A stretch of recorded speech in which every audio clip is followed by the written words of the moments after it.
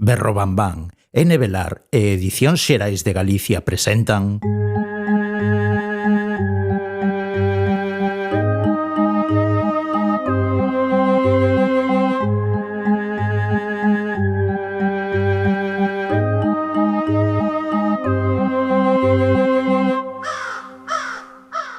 Trece avisos. Historias para escoitar pola noite.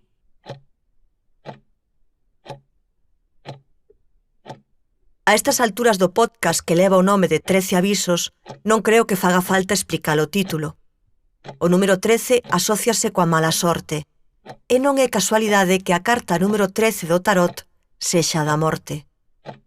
Mentres o número 12 remite á perfección, ao equilibrio, o 13 provoca en nós unha desconfianza, como se agardásemos que xurdise ese algo máis que se lle suma ao 12, un imprevisto, unha sorpresa. Na historia que vos imos contar hoxe, o número 13 marca a hora na que acontece. Pensamos sempre que é na medianoite cando se abren as portas do outro mundo, pero non. O poder dos números que consideramos imperfectos non se deixa apreixar nun reloxo. Se cadra, escoitastes falar de Verónica. No meu instituto corría a súa lenda urbana, e Paco Plaza, no ano 2017, dirixiu unha película con ese mesmo nome. As lendas urbanas, a diferenza dos contos, teñen un componente engadido de realidade, de que lles pasan a persoas coñecidas, achegadas, de que hai datos precisos que aseguran a súa veracidade. Despois de que alguén che conte unha lenda urbana, o teu corpo revólvese. A túa mente intenta afastar o temor con argumentos de que esas cousas só acontecen nas grandes cidades, a quen non respecta os límites da curiosidade. Pero este podcast non só leva no título número 13, tamén leva a palabra aviso. Cando chamas polo perigo, debes prepararte para recibir as consecuencias. Son Paula Carballeira e douche a benvida a 13 avisos, un podcast onde falamos sobre o medo, contamos historias e intentamos explicar o inexplicable para poder dormir pola noite sen temor aos pesadelos.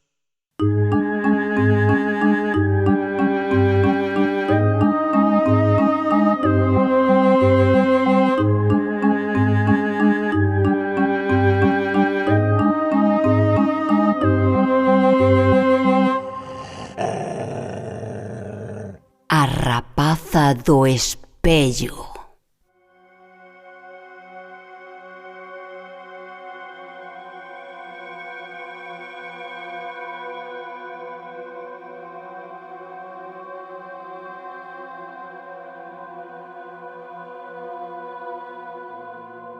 Colleu 13 cirios negros, unhas tesoiras e un vaso. Baixou as persianas porque ás 13 horas dun día de agosto o sol espantaba os espíritos. Na cociña había barullo de potas, música e voces da súa irmá pequena que quería contar algo e ninguén lle facía caso. Era sábado. Ás 13 horas 13 minutos, Aloia estaba de xeonllos no medio do círculo de cirios negros coas tesoiras abertas no chan e os dedos índice de cada man enriba do vaso. Murmuraba unhas palabras que aprendera de memoria. Se estás aquí e sabes o que eu non sei, dime como hei de morrer. Se estás aquí e sabes o que eu non sei, dime como hei de morrer. Se estás aquí e sabes o que eu non sei, dime como hei de morrer. O vaso vibrou. Se cadra fora ela que o movera sen decatarse. Co susto, Aloia incorporouse e mirou o espello que tiña diante. O seu reflexo era unha rapaza igual a ela, pero cunhas tesoiras na man. A rapaza do espello sorriu e cravouse as tesoiras no corazón. Escoitaron o berro de Aloia desde a cociña. A ambulancia chegou pouco despois. Mentres axudaba a limpar o sangue do chan, a irmá pequena, de esguello, puido ver no espello o seu propio reflexo e o doutra rapaza, moi parecida á súa irmá, que sorría e lle facía un xesto para que se achegase. como se tivese un segredo que lle confiar.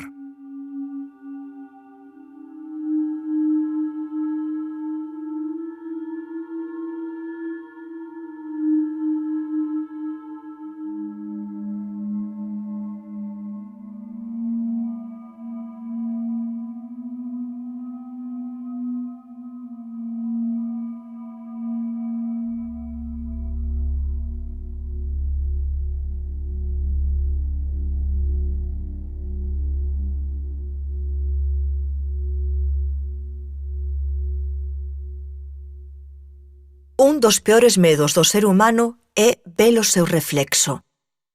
Danos a sensación de que os reflexos teñen vida propia, como se unha parte do noso espírito, a máis escura, agardase o seu momento.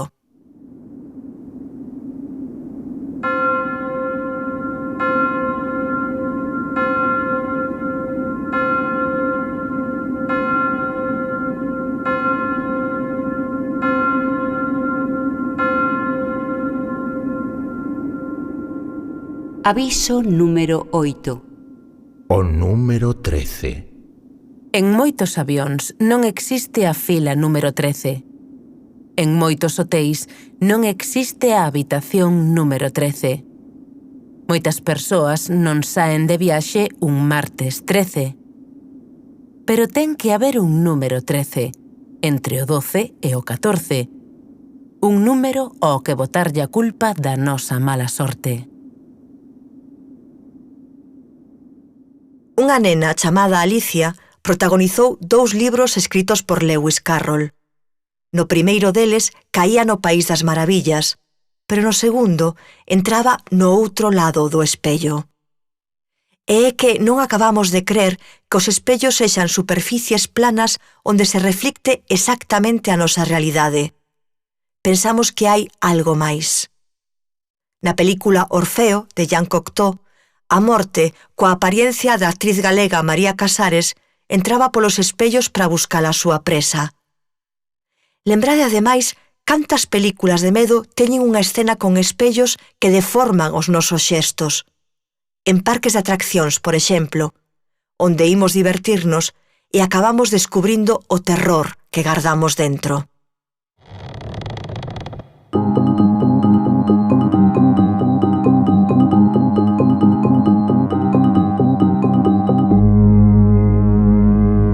Historias do ataúde. Temos aquí o ataúde de cartonciño, cheo de microrelatos, e imos a abrilo, como Porfa. sempre facemos ao comezo. Moi Veña.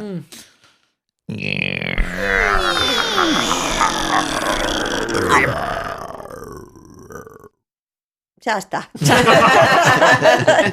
Agora man inocente Rocío. Moi ben.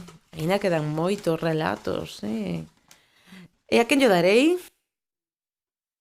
Pois veña barato que está aquí. Oh. Mira, que ben. Está asinado, está asinado.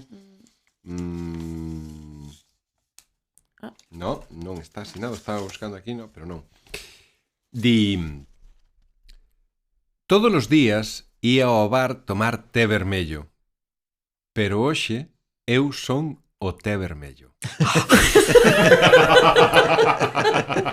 Este é moi gracioso tamén. Pois tan absurdo, me parece maravilloso. Ai, sí que está asinado. Ah, Emma. entón o té vermello, aí a todo o mundo lle levou o sangue, non? Ou non? Sí, Sí. sí. Sí. E claro que por iso en porcentajes surrealistas e tan guais. Que diga, hoxe eu son ese té vermello, me imagino o espírito voando por aí por riba e dicindo, ese son eu. Claro, quen é ese personaxe? Quen ia todos os días que tamén... Que non é un neno, porque vai ao bar, No, non? no, di todos os días días ía ao bar. Tomar té vermello. Claro. Pero Ademais é ese moi inglés isto, non? Porque Ou xaponés, Ou xaponés. Tamén. Pero é Cervexa. moi interesante porque ti empezas a ler todos os días ia ao bar. E o que menos che pasa pola cabeza é que iba a tomar té vermello, non? Pois. Esa conxución é extraña. Sí.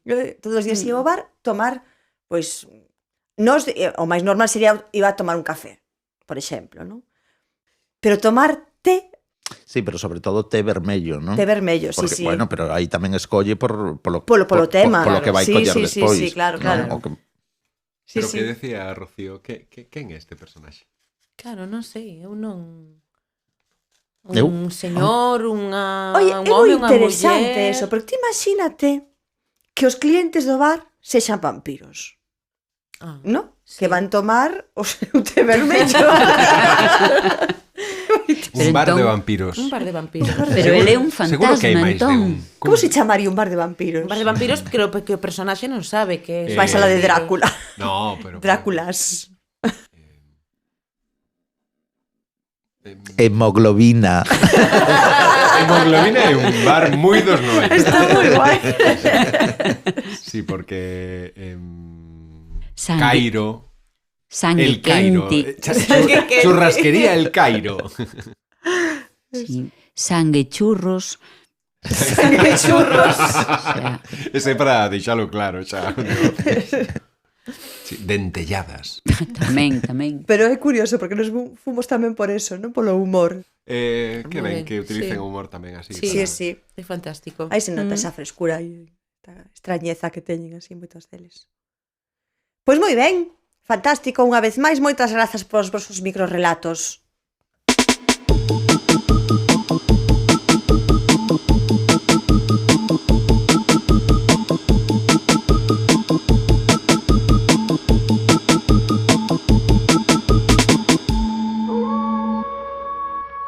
Voces desde o alén. Queremos escoitar esas voces que nos chegan desde diferentes lugares, voces de persoas que saben sobre o medo, sobre os medos, que os escriben, os debuxan, os contan, os imaxinan e os comparten. Persoas que para nós, de algún xeito, son unha referencia nestes eidos misteriosos nos que nos movemos. Hoxe en Voces desde o Alén entrevistamos a Emma Pedreira. Artista multidisciplinar e recoñecida escritora, formou parte da plataforma de crítica feminista A Sega, colaborou coa revista Ligeia e recibiu importantes premios como o da crítica española en lingua galega polo seu libro Bibliópatas e Fobólogos, o de Xerais de novela por Besta do seu sangue ou o premio Jules Verne de literatura xuvenil con Corpos invisibles. No ano 2023 publicou A parte dos anxos en Aira Editorial, unha colección de relatos nos que combina humor, terror e moita tenrura nunha fermosa edición con ilustracións de Carlos Lago. A primeira pregunta ou a primeira frase para a reflexión sería: cal lembras a primeira vez que ti tiveches medo? Pois agora non estou certa de se o meu primeiro medo é algo que vivín realmente ou que lembro a través de ter asumido pois esa historia a través das conversas da miña familia, non? Porque a primeira lembranza que teño é estar no colo de miña nai e estar nunha pequena escola unitaria que había na miña aldea, unha moi pequeniña escola que xa non funcionaba e que todo o chan estaba cuberto de libros.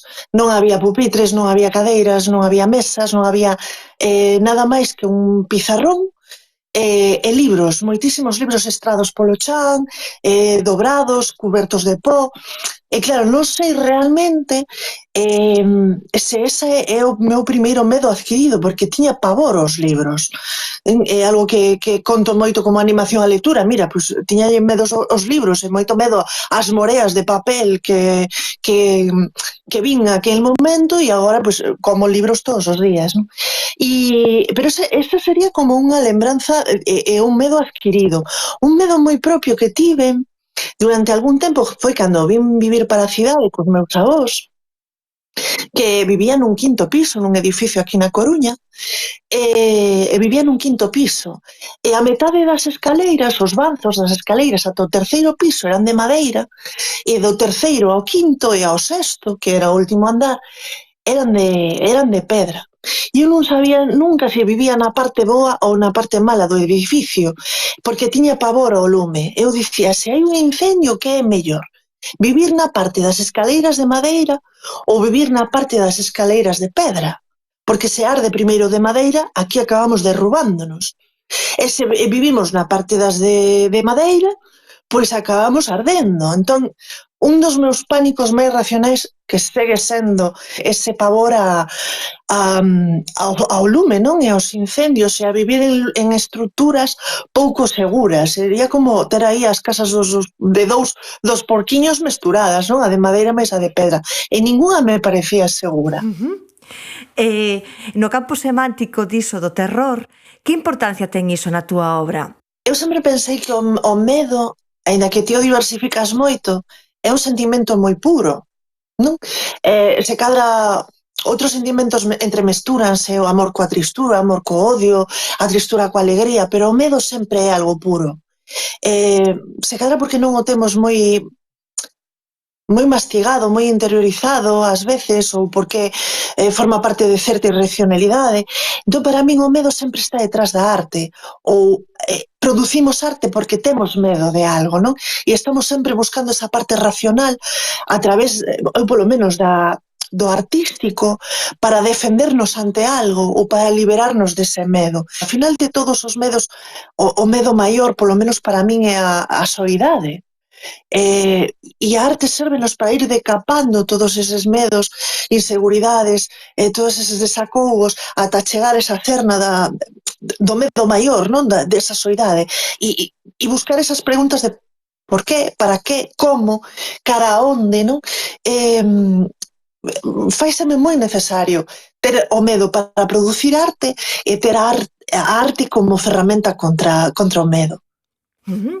E agora eu quería centrarme nun libro, na parte dos anxos. Este libro conxuga varias cousas que me parecen moi interesantes e das que quero falar contigo, non? Esa mestura entre o medo, o macabro tamén, e o sentido do humor, por exemplo, moi presente.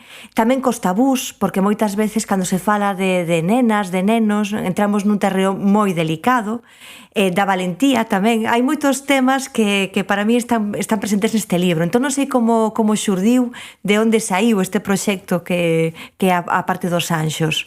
Pois a parte dos anxos xurdiu sobre todo como un xogo con Carlos Lago, co terceiro home, co ilustrador, non?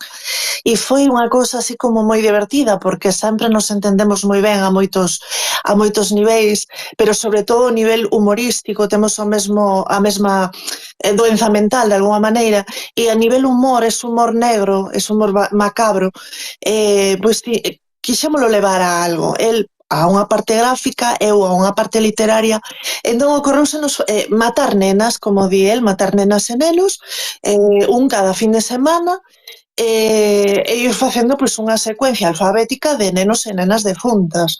Bueno, non todos morren, non? Nin todas morren. Algúns simplemente desaparecen, outros proveñen de algunha historia que sí que pasou, non? Que sí que aconteceu.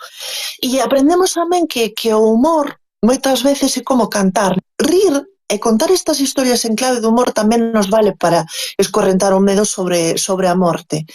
E escorrentar esa tristura, non? Que hai sobre mortes e negras sombras arredor dos nenos e das nenas. Hai unha historia que ten moito que ver tamén cos relatos que ti escribiches aquí nos 13 avisos, que son eses pasos no fallado. Pois hai un neno que vive nun fallado onde non había portas nin fiestras, é imposible que houvese un neno aí, pero é unha anécdota real, pois eran uns ruidos que escoitábamos e decidimos inventar, porque eran moito máis era mellor para a nosa saúde mental pensar que había un fantasma que non había nada aí vivindo, non? Entón inventamos un neno morto, Bastian, que vivía nese fallado que non quería marchar para a cama. É dicir que ás veces precisamos, aínda sabendo que existen cousas como a morte, precisamos darlle unha voltiña de humor, unha voltiña de torca para facérnola máis asumible. E iso basicamente foi o que quixemos facer Carlos máis eu e os nosos 20 e tantos e 20 e tantas neniñas mortas. A mí gustaríame que compartises connosco algunhas referencias literarias, plásticas, o que ti queiras neste eido que ti teñas, no eido do medo, do terror. Pois unha das miñas referencias máis antigas de cando eu era nena era unha serie que había na Galega que se chama O Castelo Enfeitizado. E era unha serie que me tiña totalmente atrapada, era unha pandilla de nenos ingleses, así nun castelo destes que abondan pola Inglaterra da Campina e tal. E houve un momento que eu pensei que toleara e que inventara iso, porque ninguén lembraba o Castelo Enfeitizado. Pero hai un par de anos, unha editorial galega fixo unha traducción, publicou unha traducción do O Castelo Encantado. E ese libro si existe. É dunha autora británica que se chama Edith Nesbit. Lino e volvín ver todas esas referencias e dixen, Dios, non estaba tola. A seguinte sería cinematográfica e é o meu Drácula, de Francis Ford Coppola, o meu Drácula de Bram Stoker e todas as vampiras, Carmila, todas as vampiras femias, non, incluídas esas vampiras das que fala Margarita Ledo. Eu non entendo por que estamos borrando sempre as referencias femininas, non, nese eido. Parece que o terror só estivo en mans de homes, o terror literario, o terror cinematográfico. Entón tamén reclamo esas escritoras góticas, esas escritoras como Angela Carter ou como Margaret Oliphant, non? Aí están as miñas referencias, sobre todo en Angela Carter e nesas outras obras que falaba antes. E mil máis, 100 máis. Que ben, moitísimas grazas, Emma. É moi importante iso que comentas, non? Tamén abrir as referencias ás mulleres neste eido. Quería que, para pechar, pues, sempre pedimos ás nosas convidadas, aos nosos convidados, que nos contedes algo real, algo que vos acontecera, esta sensación tamén de medo real, de medo físico, mental, pero de medo real. Bueno, xa dicía antes que era un pouco caguiñas e agora estou facendo un traballo que me obriga a parar de vez en cando. Estou investigando sobre cemiterios e historias que teñan que ver con cemiterios galegos. Estou facendo unha guía un pouco sui generis. Entón houve unha amiga maravillosa, Ara, que me levou a ver o cemiterio de Ortigueira.